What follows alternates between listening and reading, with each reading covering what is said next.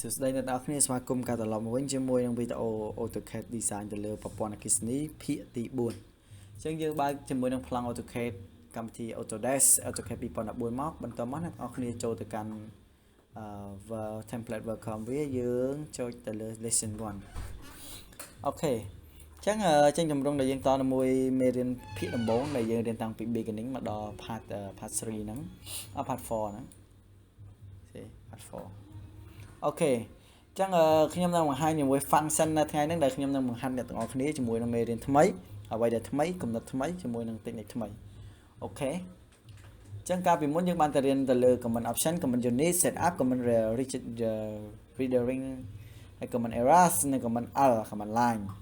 ថ្ងៃនេះយើងនឹងរៀនអំពី command មួយដែលគេដាក់ថា view control យើងអាចវាយបានទេជាមួយនឹងវាយ view control មកចាញ់អត់មានទេ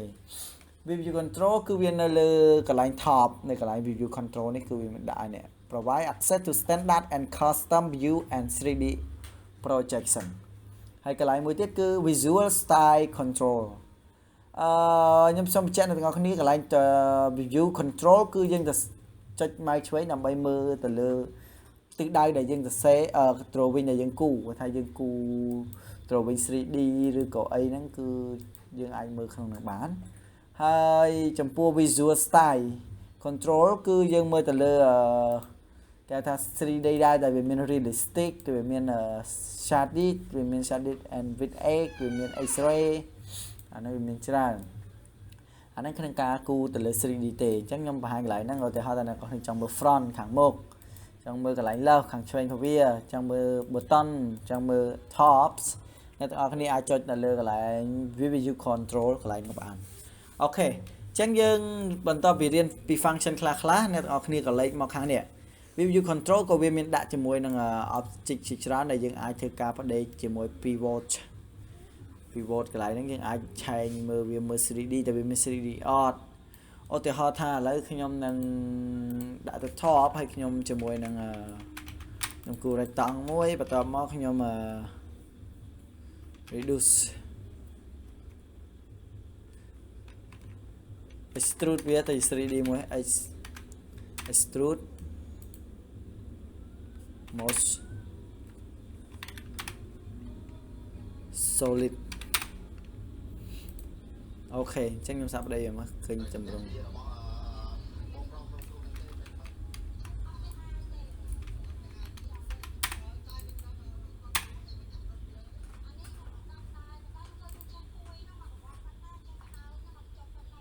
អត់ទេអត់តន់ឡើងទេអូខេអញ្ចឹង CD យើងនឹងរៀនពេលក្រោយអញ្ចឹងcomment ដែលយើងរៀនថ្ងៃហ្នឹងគឺមាន comment object snap ដោយយើងវាយពាក្យថា OS ហើយ space object snap នេះយើងវាយសម្រាប់ select លើ object snap ដែលយើងត្រូវបើកជាមួយ object snap វាមាន end point វាមាន mid point វាមាន center វាមាន nodes វាមាន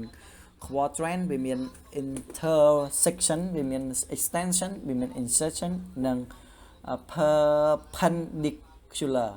ហើយនឹង tangent nearest apparent intersection ជាមួយនឹង parallels ជាទូទៅនៃការចុចទៅលើ standard គឺយើង select all ជាមួយនឹង object snap គឺយើង select all ដែរ pillar អីហ្នឹងអូខេហ្នឹងគឺជាកន្លែងដែលសំខាន់គឺចំណុច point ដែលខ្ញុំបញ្យល់ដល់អ្នកនរឧទាហរណ៍ថាខ្ញុំគូ rectangle មួយខ្ញុំគូ line ផ្សេងខ្ញុំគូនៅចំណុចទី3អានេះគឺជា end point របស់វាឃើញអ្នកនរគ្នាឃើញហ្នឹងហើយគឺជា end point របស់វា middle point អីចឹងទៅអ្នកទាំងអស់គ្នាអាចសិក្សាទៅលើ object snap ហ្នឹងដែលខ្ញុំវាយពី OS ហ្នឹងគឺជា option ដែលយើងប្រើប្រាស់បើមិនអ្នកទាំងអស់គ្នា clear នឹងអស់អ្នកទាំងអស់គ្នាគូ line មួយគឺមិនអាចរកចំណុចកណ្ដាលបានទេឃើញអត់មានចំណុចកណ្ដាលទេអញ្ចឹងអ្នកទាំងអស់គ្នាចង់រក push through កន្លែងណាមួយចំណុចកណ្ដាល push through មួយគឺវាអត់មានទេខ្ញុំបញ្យល់អូខេអញ្ចឹងនៅពេលដែលយើងវាយ object snap យើង select all ពេលហ្នឹងអ្នកទាំងអស់គ្នាមកគូ line យើងឲ្យចេញផ្សាយទៀតគឺវាមានមកអូខេបាទអាហ្នឹងគឺជា function មួយដែលយើងប្រើប្រាស់ទូទៅហើយក៏វាចាំបាច់ដែរក្នុង option នៅក្នុងការប្រើប្រាស់ហ្នឹងអញ្ចឹងមេរៀនដែលយើងរៀននៅថ្ងៃហ្នឹងគឺយើងរៀនបានច្រើនជាមួយនឹងអីគេ view control visual អ្នកនរគ្នា visual style control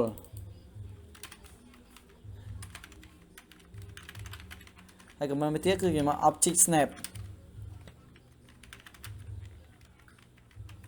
ចឹងគឺយើងរៀនបាន comment ច្រើនមែនតើអ្នកទាំងអស់គ្នាហើយអ្វីដែលខ្ញុំចែកគឺជា comment ល្អៗចឹងជួបគ្នាបន្តទៀតនៅ part 5 អូខេ see you later bye bye អ្នកទាំងអស់គ្នា